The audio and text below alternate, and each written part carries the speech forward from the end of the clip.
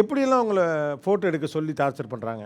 இந்த ஃபோட்டோ எடுக்கும்போது இப்படி தான் எடுக்கணும், இப்படி தான் இருக்கணும், பின்னாடி ஆளுங்க இருக்கக்கூடாது, மரம் தெரியணும், நிலா தெரியணும் அப்படின்னு சொல்கிறாங்களா? நம்மளை வந்து கம்பல் பண்ணி எடுக்கிற மாதிரி இருக்குது. நாங்கள் ஃப்ரீயாக எப்படி வேணால் எடுத்தால் ஃப்ரீயாக அப்செட் பண்ணிட்டு இருந்தால் ஓகே. இப்போ நமக்கான பர்சனல் மூமெண்ட்ஸை எல்லாத்தையுமே நீங்கள் ப்ரொஃபஷனல் மூமெண்ட்ஸாக மாற்றுறீங்க. அது அவங்க கற்றுக்கலாம் இல்லைங்க சார். ஒரு ஃபோட்டோகிராஃபி நல்லா எடுக்க கற்றுக்கலாம் இல்லைங்க சார். எதுக்கு கற்றுக்கணும்? அதில் ஏதோ ஒரு குறைபாடு வந்தால் மட்டும்தான் சார் பிரச்சனை அதில் இருந்தும் பிரச்சனை ஆரம்பிக்கிறதே.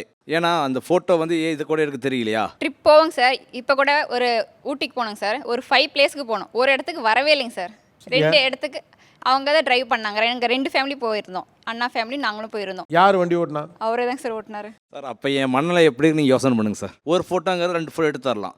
இவங்க என்ன ட்ரை பண்ணுவாங்க சார், ஒரு இடத்துல உட்காண்டான்னு வச்சிங்களேன், இது இப்படி எடுங்க, அது அப்படி எடுங்க, அது அந்த மாதிரி எடுங்க, இது இந்த மாதிரி எடுங்கன்னு சொல்லும்போது ஒரு மனுஷன் இப்படி இருக்கும்போது இப்படி கடுப்பாவான ஆக மாட்டாங்களா சார்?